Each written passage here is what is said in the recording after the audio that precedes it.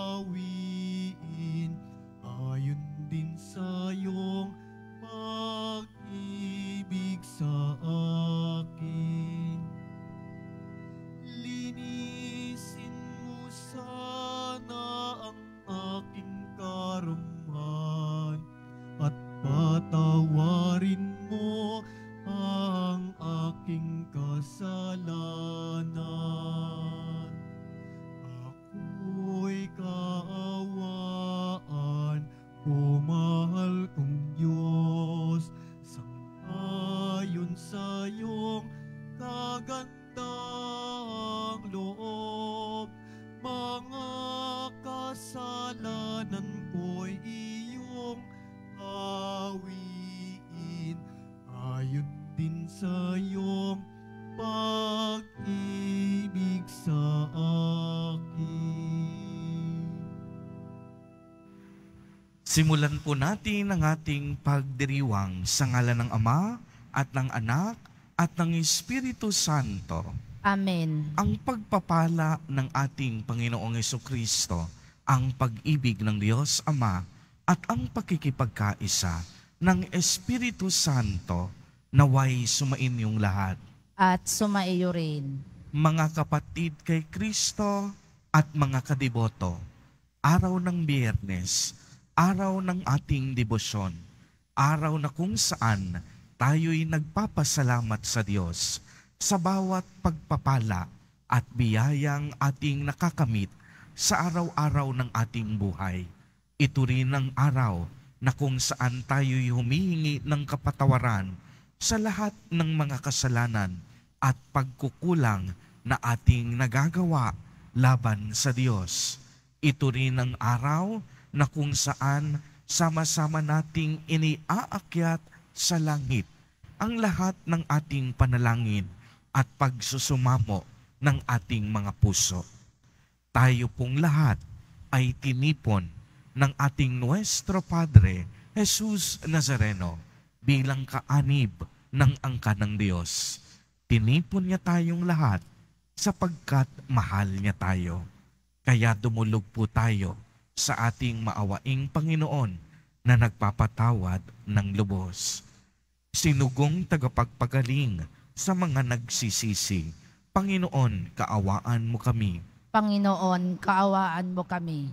Dumating na tagapag-anyayang mga makasalanan ay magsisi, Kristo, kaawaan mo kami. Kristo, kaawaan mo kami. Nakaluklok ka sa kanan ng Diyos Ama para ipamagitan kami. Panginoon, kaawaan mo kami. Panginoon, kaawaan mo kami. Kaawaan tayo ng makapangyarihang Diyos. Patawarin tayo sa ating mga kasalanan at patnubayan tayo sa buhay na walang hanggan. Amen. Manalangin tayo. Ama naming makapangyarihan, patawarin mo ang mga pagsuway ng iyong sambayanan upang sa pagkakasangkot namin sa kinasadlakang kasalanan dahil sa aming angking kahinaan, kami iyong pagbigyang lumaya ng tuluyan sa pamamagitan ni Jesucristo kasama ng Espiritu Santo magpa sa walang hanggan. Amen. Magsiupo ang lahat.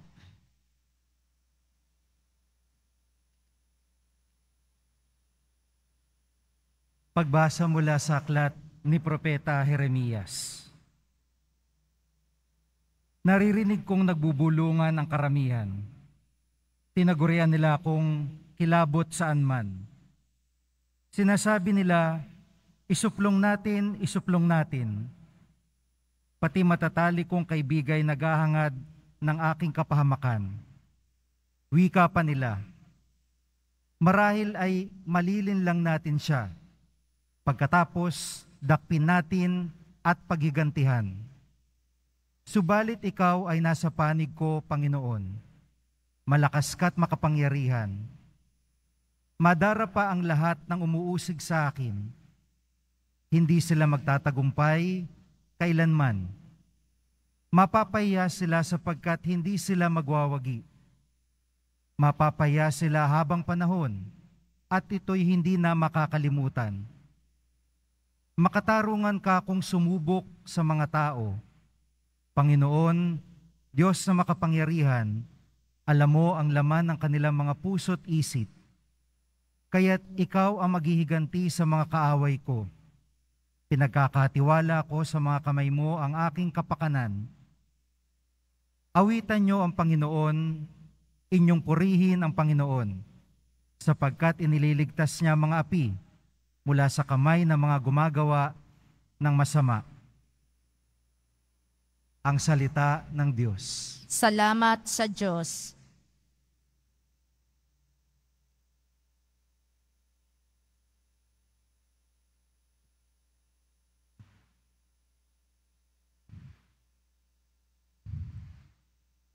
Sa kahirapay humibig at ako'y iyong dininig. Sa kahirapay humibik at ako'y iyong dininig. O Panginoon kong aking kalakasan, minamahal kita ng tunay na tunay. Panginooy batong hindi matitibag, matibay kong muog at tagapagligtas. Sa kahirapay humibik at ako'y iyong dininig. Diyos ko ang sa akin ay siyang nag-iingat, tagapagtanggol ko at aking kalasag. Sa iyo, Panginoon, ako'y tumatawag. Sa mga kaaway, ako'y iyong iligtas. Sa kahirapay humibik at ako'y iyong dininig. Gapos ako ng tali ng kamatayan, siniklot ng alon ng kapahamakan. Nabibingit ako sa kamatayan, nakaumang na sa labi ng libingan. Sa kahirapay humibik at ako'y iyong dininig. Kaya't ang poon ay tinawag ko, sa aking kahirapan humingi ng saklolo. Mula sa templo niya tinig ko'y narinig, umabot sa kanya ang aking paghibig. Sa kahirapay humibik at ako'y iyong dininig. Magsitayo na po ang lahat.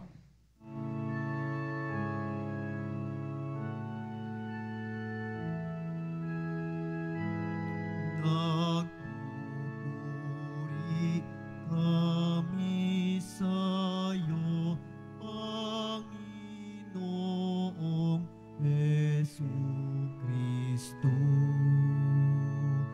Nagpupuri kami sa'yo, Panginoong Jesucristo. Salita mo, Kristong mahal, Espiritu bumubuhay, nagtuturo't umaakay. Sa nagnanais makamtan ang langit na walang hanggan. Nagpupuri kami sa'yo, Panginoong Jesucristo. Sumainyo ang Panginoon. At sumaiyo rin. Ang mabuting balita ng Panginoon ayon kay San Juan. Papuri sa iyo, Panginoon. Noong panahong iyon, ang mga Hudyo'y kumuha ng bato upang batuhin si Jesus. Kaya't sinabi sa kanila ni Jesus, maraming mabubuting gawa mula sa Ama ang ipinakita ko sa inyo.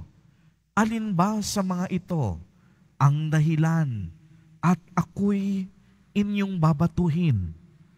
Sinagot siya ng mga Hudyo, hindi dahil sa mabuting gawa, kaya ka namin babatuhin, kundi dahil sa paglapastangan mo sa Diyos, sapagkat nagpapanggap kang Diyos, gayong tao ka lang. Tumugod si Jesus, hindi ba nasusulat sa inyong kautusan? Sinabi ko, mga Diyos kayo, mga Diyos ang tawag ng kautusan sa mga pinagkakatiwalaan ng salita ng Diyos at hindi maaaring tanggihan ang sinabi ng kasulatan. Ako'y hinirang at sinugo ng Diyos.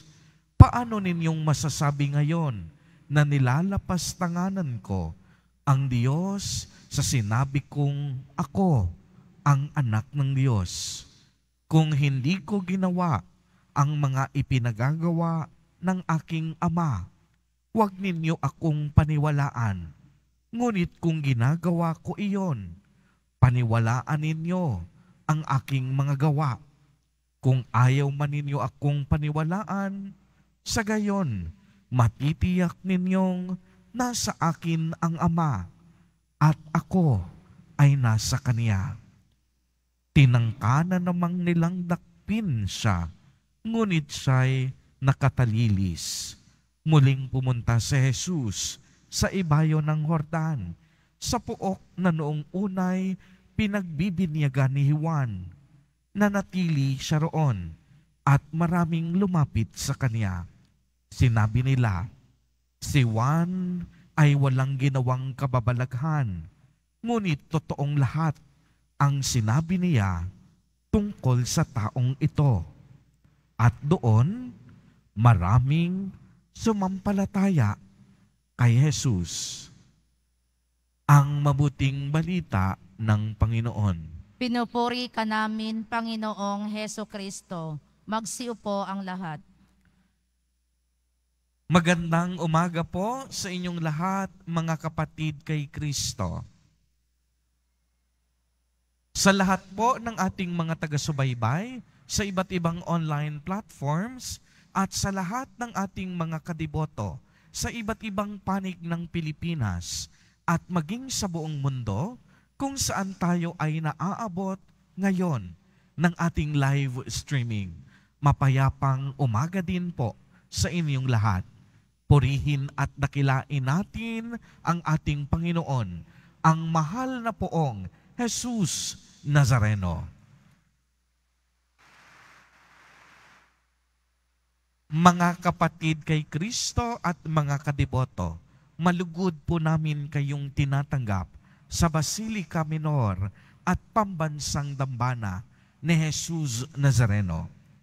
Ilang araw na lamang po at tayo ay papasok na sa Semana Santa, ang pinakataimtim at pinakabanal na linggo para sa ating mga alagad ng mahal na poong Jesus Nazareno, na kung saan tayo pong lahat ay taimtim na magninilay sa pagpapakasakit, pagkamatay, at muling pagkabuhay ni Jesus Nazareno. Yung tatlong ito po ang tinatawag nating Misteryo Pascual ng ating Panginoon. Ngunit bago po tayo pumasok sa linggo ng mahal na araw, ginugunita po natin ngayon ang mga hapis ng mahal na Birheng Maria. Ngayong araw na ito, Biyernes, bago maglinggo ng Palaspas, ay tinatawag nating Biyernes de Dolores, na kung saan inaalala natin ang mga dinaanang dusa at hapis ni Birheng Maria sa dinanas na paghihirap ng kanyang anak na si Jesus Nazareno.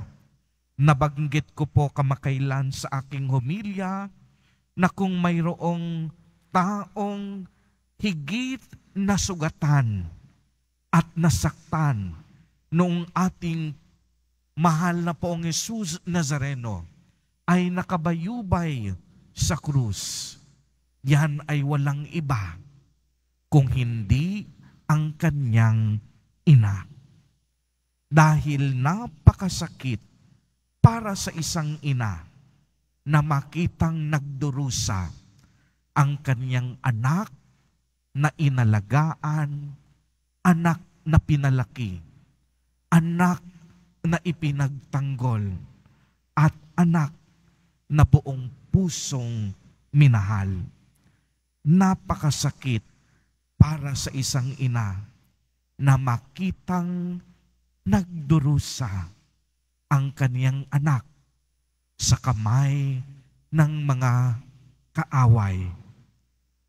Doble ang kirot at hapdi ang nararamdaman ni Maria habang nakatingin at nakikita niyang unti-unting nawawalan ng hininga ang kanyang anak. Sabi nga sa isang kanta, malilimutan ba ng ina ang anak na galing sa kanya? Kaya naman, walang oras at walang sandali na iniwan ni Maria ang kaniyang anak. Tahimik niyang tinanggap ang bawat sugat at pait sa kaniyang puso dahil alam niya dapat maganap ang kalooban ng Diyos. Dapat mag-alay si Jesus Nazareno ng kaniyang buhay upang tubisin tayo sa ating mga kasalanan. Kaya nga kung gugustuhin lang ni Maria, maaaring sa kaniyang puso, kung pwede lang, siya ang magbuhat ng krus. Gagawin yon ng isang ina, alang-alang sa kaniyang pinakamamahal na anak. Pero sa bandang huli, nanatili pa rin ang pagiging matiisin ng ating mahal na Birheng Maria. Dahil para sa kanya, ang pinakadakila ay ang sumunod sa kalooban ng Diyos. Ngunit mapapansin natin, kung si Jesus Nazareno ay isinugo upang tubusin tayo sa ating mga kasalanan, hindi lahat ng tao tinanggap siya. Hindi lahat ng tao naniwala sa kanyang kabutihan. Ang nakalulungkot, ang mga dalubhasa, ang mga guro ng batas at kautusan ni Moises, ang unang hindi naniwala sa katotohanan ni Jesus Nazareno. Ang mga Hudyo, ang mga Pariseyo, ang mga Eskriba, ang mga Saduseyo, sila pa ang hindi tumanggap kay Jesus Nazareno. Kaya nga maliwanag nating narinig sa ating ebanghelyo kung paano naging mainit ang tensyon sa pagitan ni Jesus at ng mga Hudyo. Nais nilang batuhin si Jesus dahil sa pahayag niyang siya ang anak ng Diyos. At kung napakinggan ninyo yung sinabi kahapon sa ebanghelyo, si Jesus Nazareno at ang kaniyang mga alagad nagtago sa templo. At ito po yung kaganapan na ginagamit natin kung bakit tayo, kung mapapansin ninyo, naglalagay ng mga telang lila. Nagtago si Jesus Nazareno hindi dahil takot siya. Nagtago si Jesus Nazareno hindi dahil takot siyang mamatay. Nagtago si Jesus Nazareno dahil hindi pa iyon ang tamang oras ng kaniyang pagpapakasakit. Kaya kung inyong mapapansin, yung mga telang lila sa mga altar at mga telang binabalot sa mga imahe at ribulto, muli natin tong maaanigan at makikita sa muling pagkabuhay ni Jesus Nazareno bilang palatandaan na habang tayo'y naggugunita sa kaniyang kamatayan, tayong lahat ay nakikiisa at nakikiramay sa pangyayaring ito sa buhay ni Jesus Nazareno. Kaya nga kung atin ding pagminilayan, ano pa bang pagpapatunay ang kinakailangan ng mga Hudyo upang mabatid nila na si Jesus Nazareno nga ang tunay na sugo ng Diyos Ama. Di po ba't ang ating Nuestro Padre nagpagaling ng mga may sakit, ang mga bulag nakakita, ang mga bingi nakarinig, ang mga pipi nakapagsalita, ang mga may kapansanan nakapaglakad, ang mga makasalanan pinatawad, ang tinapay pinaghati-hati at ibinahagi, ang patay muling binuhay. Kung si Kristo ay ordinaryong tao, hindi na ito kayang gawin. Uulitin ko po, kung si Jesus Nazareno ay ordinaryong tao lamang, hindi na ito kayang gawin. Ang napakarami at libo-libong kababalaghan na kanyang ginawa ay isang matibay na patunay na siya nga ang isinugo ng Diyos Ama upang pasimulan ang pagpapalaganap ng mabuting balita ng kaligtasan. Subalit ang nakalulungkot nga, hindi pa rin siya pinaniwalaan ng mga Hudyo. Ano po ang ibig sabihin nito, mga kadiboto? Sa isang taong walang pananampalataya, kahit anumang argumento o patunay, hinding-hindi maniniwala. Sa isang taong walang pananalig, walang sapat na paliwanag ang makakapagpaniwala sa Kanya.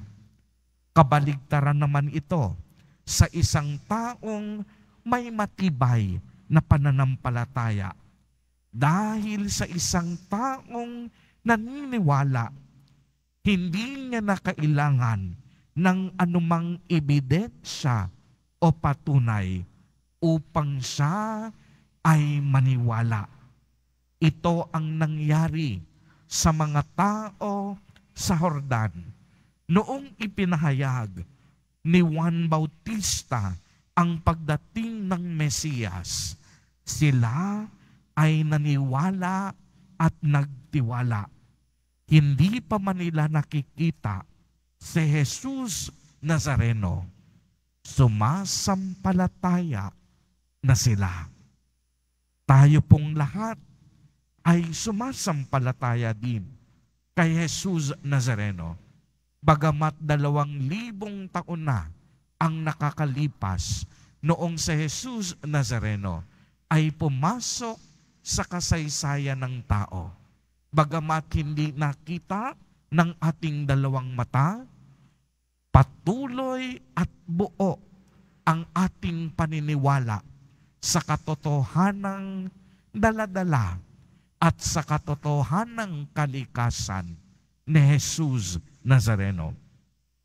Kaya nga po, habang tayo'y nalalapit sa mga mahal na araw, ito po ang tanging inaasahan sa bawat isa sa atin, na tayo pong lahat ay maniwala, sumampalataya, at magtiwala sa nag-iisang hari ng ating puso.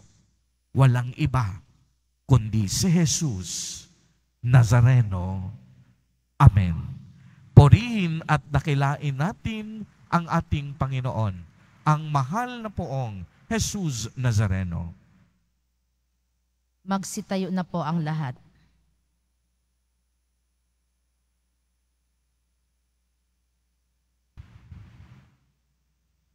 Minamahal kong mga kapatid, manalangin tayo na patuloy tayong patnubayan ng Diyos sa pamamagitan ng kaniyang mga propeta upang maipalaganap natin ang mensahe ni Jesucristo. Sa bawat panalangin at kahilingan, ang atin pong itutugon, Ama ng mga patriarka at mga propeta, dinggin mo kami. Ama ng mga patriarka at mga propeta, dinggin mo kami. Ang simbahan sa pamamagitan ng mga pinuno nito, naway magpatupad ng kanyang misyon na ipahayag ang ebanghelyo ng walang pagbabago sa anumang aral nito. Manalangin tayo. Ama ng mga patriarka at mga propeta, dinggin mo kami. Ang mensahe ni Jesus, tulad ng lebadura, naway magpabago sa bawat aspeto ng ating buhay. Manalangin tayo. Ama ng mga patriarka at mga propeta, dinggin mo kami. Ang mga Kristiyano, naway hangarin ang mga pagsupil sa sarili, lalo na sa panahong ito ng pagsisisi sa kasalanan. Manalangin tayo. Ama ng mga patriarka at mga propeta, dinggin mo kami. Ang mga pagsubok sa buhay, naway hindi makasira ng ating loob, bagkus makatulong sa paglago natin sa pananampalataya. Manalangin tayo. Ama ng mga patriarka at mga propeta, dinggin mo kami. Ama, ipinadala mo sa amin ang mga pangaral ng mga propeta upang panatilihin ang aming pag-asa. Hinihiling namin ito sa pamamagitan ni Jesus Nazareno na aming Panginoon. Amen. Magsiupo ang lahat.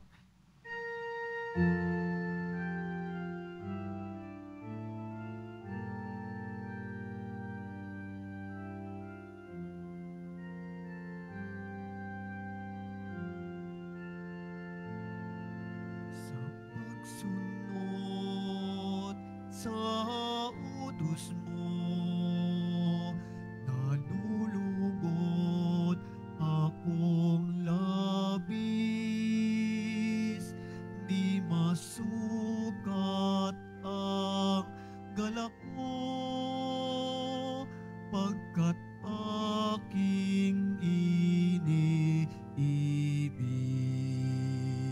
Sa'yo, Ama, aming handog ang tinapay at alak na ito. Handog ng iyong bayang sumasamo,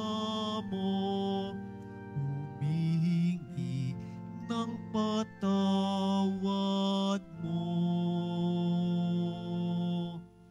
Magsitayo na po ang lahat.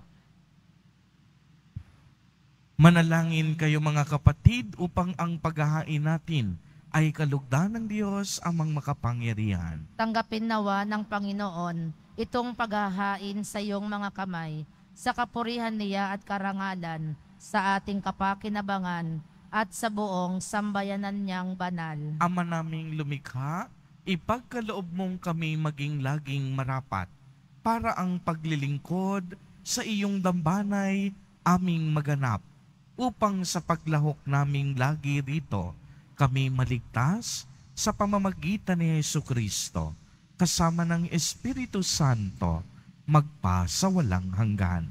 Amen. Sumainyo ang Panginoon. At sumaiyo rin. Itaas sa Diyos ang inyong puso at diwa. Itinaas na namin sa Panginoon. Pasalamatan natin ang Panginoong ating Diyos. Marapat na siya ay pasalamatan. Ama naming makapangyarihan, tunay ngang marapat na ikaw ay aming pasalamatan sa pamamagitan ni Jesucristo na aming Panginoon, sa pagpapakasakit ng giliw mong anak, ang sangkatauhay, minarapat mong magpahayag ng iyong dakilang pag-ibig sa lahat, na pawang nais mong tubusin ng Mesiyas sa harap ng iyong kadakilaan.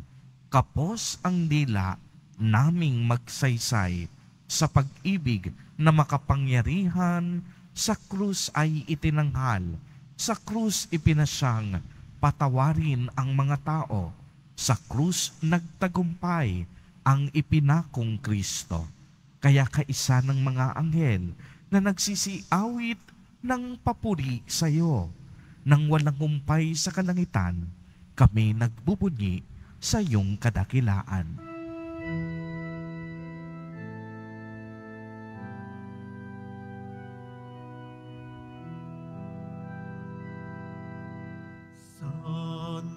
Santo, Santo,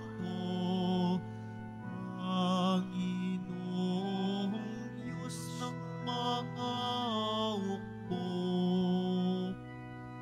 napupuno ang langit at lupa ng kadakilaan mo. Hosana sa kaitaasan,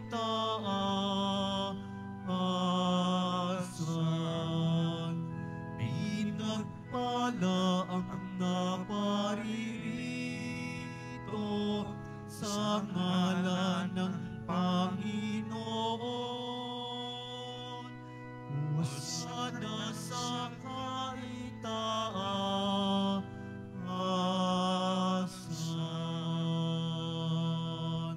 Magsiluhod po ang lahat.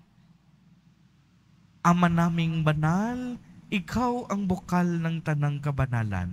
Kaya't sa pamamagitan ng iyong Espiritu, ay gawin mo pong banal ang mga kaloob na ito upang para sa amin ay maging katawan at dugo ng aming Panginoong Jesucristo. Bago niya pinagtiis ang kusang loob na maging handog, hinawakan niya ang tinapay, pinasalamatan kaniya, pinagati-hati niya iyon, iniabot sa kaniyang mga alagad at sinabi, "Tanggapin ninyong lahat, ito at kanin. Ito ang aking katawan na ihahandog para sa inyo."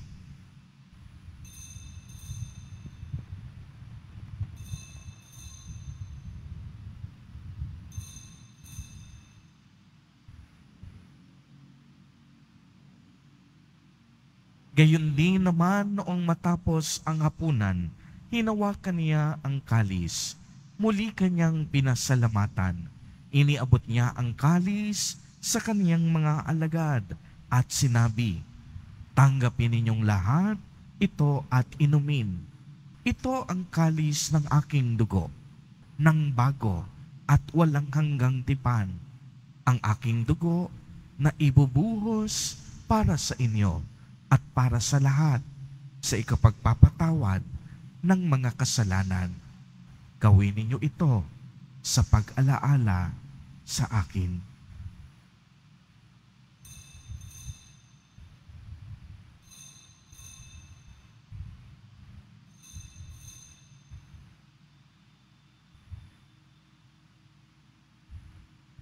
Ipagbunyi natin ang misteryo ng pananampalataya. Si Kristo'y namatay, si Kristo'y nabuhay, si Kristo'y babalik sa wakas ng panahon. Ama, ginagawa po namin ngayon ang pag-alaala sa pagkamatay at muling pagkabuhay ng iyong anak. Kaya't iniaalay namin sa iyo ang tinapay na nagbibigay buhay at ang kalis na nagkakaloob ng kaligtasan. Kami po'y nagpapasalamat dahil kami iyong minarapat na tumayo sa harap mo para maglingkod sa iyo. Isinasamo namin na kaming magsasalo-salo sa katawan at dugo ni Kristo ay mabuklod sa pagkakaisa sa pamamagitan ng Espiritu Santo. Ama, lingapin mo po ang iyong simbahang laganap sa buong daigdig. Puspusin mo kami sa pag-ibig kay isa ni Francisco na aming Santo Papa at ni Jose na aming Obispo at ng Tanang Kaparian. Alalahanin mo rin ang mga kapatid naming nahimlay nang may pag-asang sila'y muling mabubuhay, gayon din ang lahat ng mga pumanaw. Kaawaan mo po sila at patuloyin sa iyong kaliwanagan. Kaawaan mo at pagindapatin kaming lahat na makasalo sa iyong buhay na walang wakas kay isa ng mahal na Birheng Maria na ina ng Diyos, ng kabiyak ng puso niyang si San Jose, kay isa ng mga apostol ni San Juan Bautista, San Lorenzo Ruiz de Manila, at San Pedro Calungsod, at ng lahat ng mga banal na namuhay dito sa daigdig ng kalugod-lugod sa iyo. maipagdiwang nawa namin ang pagpupuri sa ikararangal mo, sa pamamagitan ng iyong anak na aming Panginoong Heso Kristo. Sa pamamagitan ni Kristo, kasama niya at sa Kaniya, ang lahat ng parangal at papuri ay sa iyo, Diyos amang makapangyarihan, kasama ng Espiritu Santo, magpa sa walang hanggan. Amen.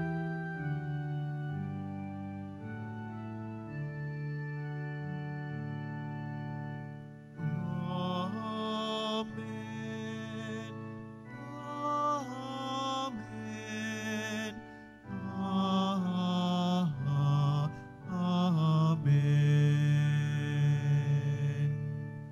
Sa tagubilin ng mga nakagagaling na utos at turo ni Jesus na Panginoon natin na Diyos, ipahayag po natin ng lakas loob.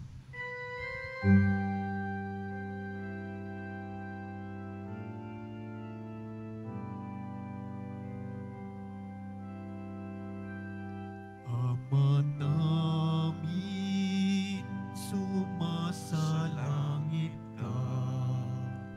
Sambahin ang ngalan mo. Mapasa amin ang kaharian mo. Sundin ang loob mo dito sa lupa para nang sa langit.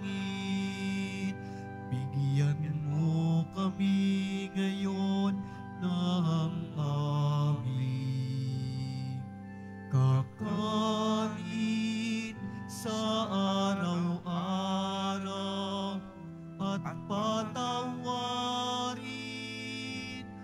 mo kami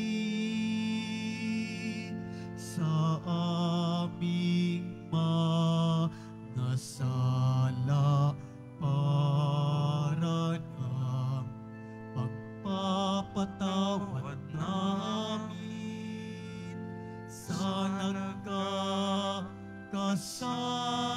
sa amin, at huwag mo kaming ipahintulot sa tukso, at yadya mo kami sa lahat ng masama. Hinihiling po namin na kami iadya sa lahat ng masama, pagkalooban ng kapayapaan na araw-araw, iligtas sa kasalanan, at ilayo sa lahat ng kapahamakan, samantalang aming pinananabikan ang dakilang araw ng pagpapahayag ng tagapagligtas naming si Hesu Kristo.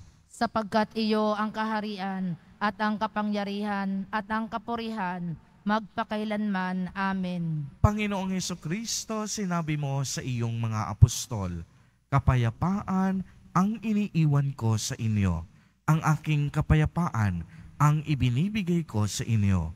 Tunghayan mo ang aming pananampalataya at huwag ang napakarami at paulit-ulit naming pagkakasala.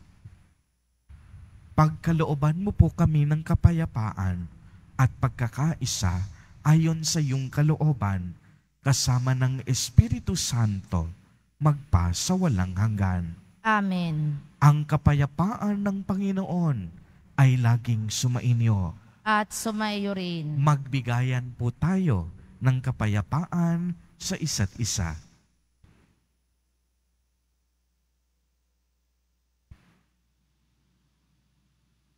Kordero ng Diyos na nag-aalis ng mga kasalanan ng sanlibutan, maawa ka sa amin. Kordero ng Diyos na nag-aalis ng mga kasalanan ng sanlibutan, maawa ka sa amin. Kordero ng Diyos na nag-aalis ng mga kasalanan ng sanlibutan, ipagkaloob mo sa amin ang kapayapaan. Magsiluhod po.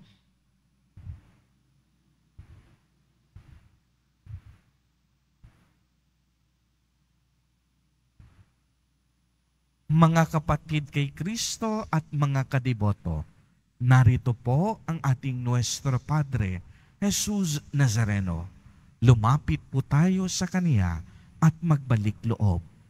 Siya ang kordero ng Diyos. Siya ang nag-aalis ng mga kasalanan ng sanlibutan. Mapapalad po tayo na inaanyayahan sa Kaniyang piging.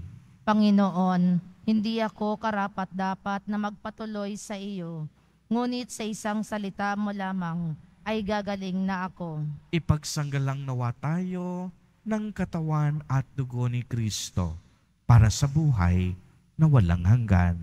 Amen.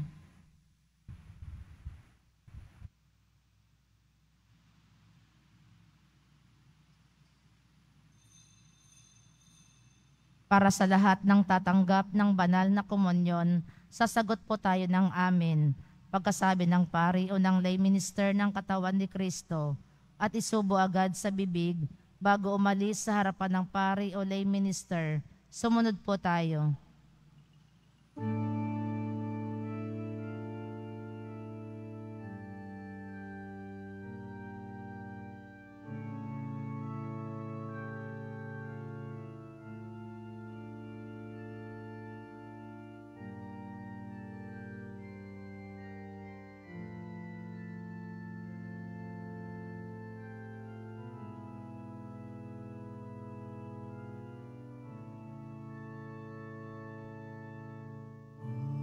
Ni Simeon kay Maria, ikaw ay nakatalaga sa dalamhati at dusa ng anak mong magbabata.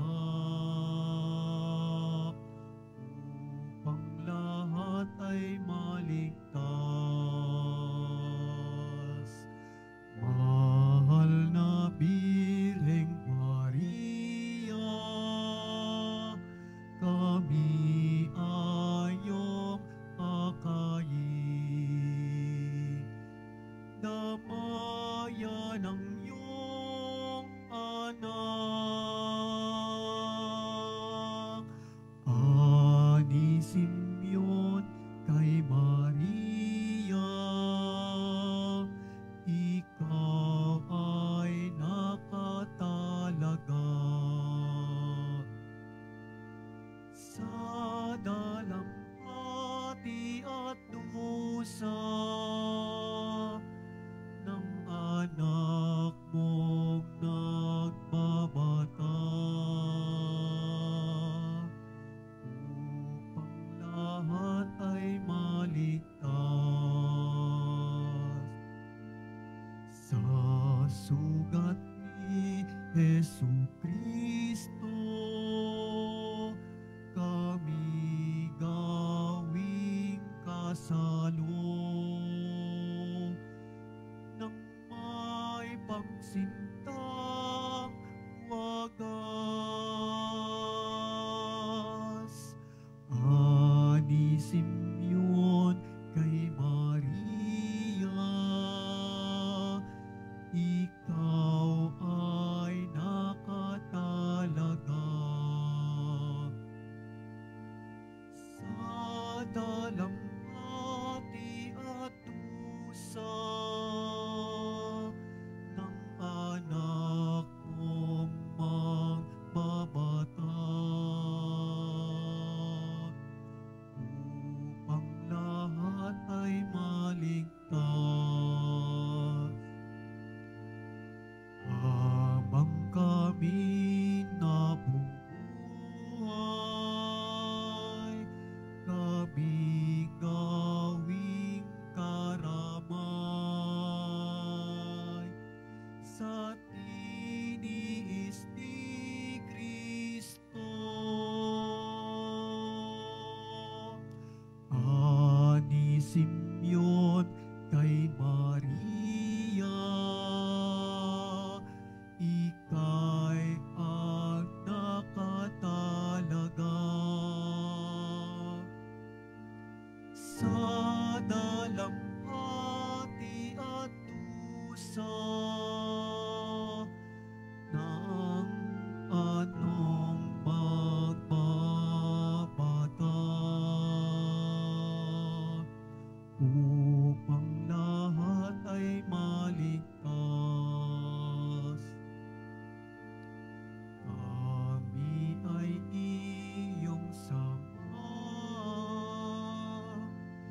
sa hirap at pagdurusa,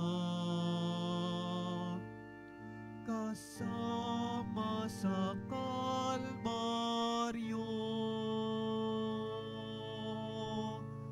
Ani Simeon kay Maria, ikaw ay nakatalaga sa dalampati at dusa ng anak mong nagbabatak, upang lahat ay maligtas. Mahal na biik maaral, sa galak at kalungkutan, kami susunod sa'yo. Ani Simeon kay Maria, ikaw ay nakatalaga sa dalampati at dusa ng anak mong magbabatak, upang lahat ay maligtas.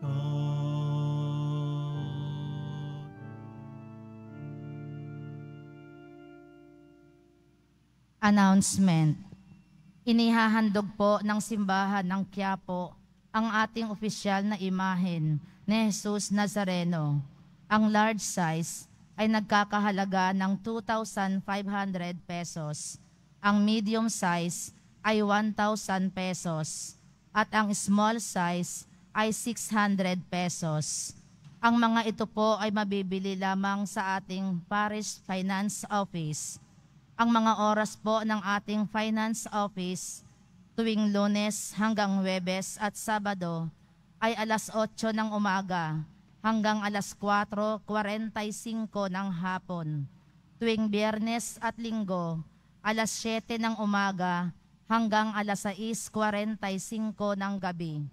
Ang malilikom po na pondo ay gagamitin sa pagsasaayos ng ating Adoration Chapel at Baptistry. Announcement for Nazarene Catholic School. Ang Nazarene Catholic School, ang paaralan po ng Basilica Minor at Pambansang Dambana ni Jesus Nazareno, ay tumatanggap na ng mag-aaral mula sa preschool hanggang sa senior high school para sa school year 2024-2025. Sa mga mag-aaral na papasok para sa grade 1 at grade 7, ang paaralan po ay magbibigay ng libreng mga libro sa darating na pasukan para sa taong 2024-2025. Mayroon din pong academic discount sa mga mag-aaral na kabilang sa top 10 na papasok ng grade 1 at grade 7. Mayroon din pong matatanggap na 13,000 ESC subsidy ang mga grade 7 na patuloy na matatanggap hanggang sa sila ay makarating ng grade 10. Bukod pa po dito, ang lahat ng mga mag-aaral na papasok bilang grade 11 mula sa public school ay maaari pong mag-enroll ng libre at wala nang babayaran hanggang sa siya ay matapos ng senior high school. Para sa karagdagang impormasyon, maaari kayong mag-message sa The Nazarene Catholic Schools Facebook page.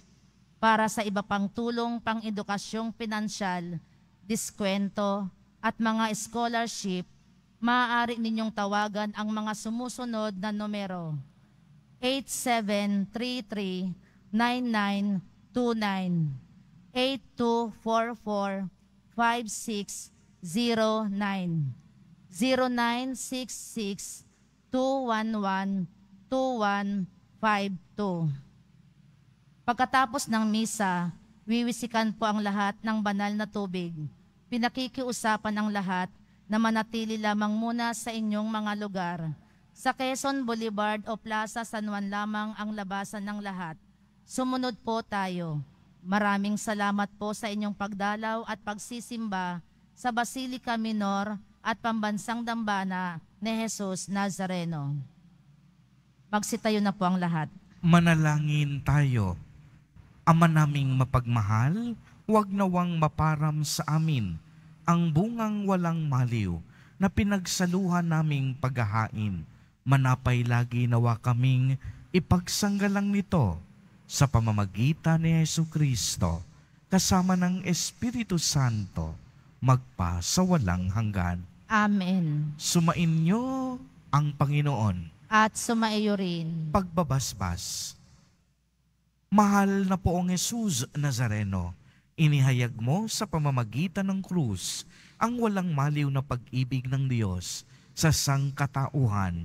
Pakinggan mo ang kahilingan ng iyong angkan na nagsusumamo sa iyo.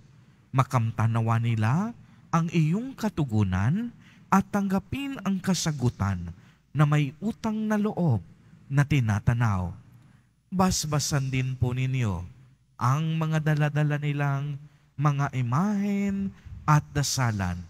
Sa pamamagitan ng bendisyon na ito, naway maalala nila ang mga pangako nila noon sa binyag na ikaw ang kanilang iibigin at paglilingkuran bilang Panginoon magpa sa walang hanggan. Amen. At pagpalain po kayong lahat at ng inyong buong pamilya ng makapangyarihang Diyos, Ama, Anak, at Espiritu Santo. Amen. Humayo kayong taglay ang pag-ibig at kapayapaan ng poong Jesus Nazareno. Salamat sa Diyos.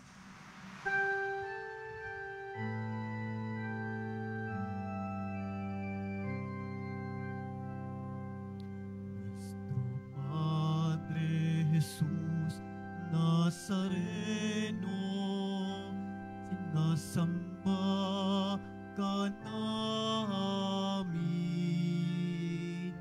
pinipinto ka namin,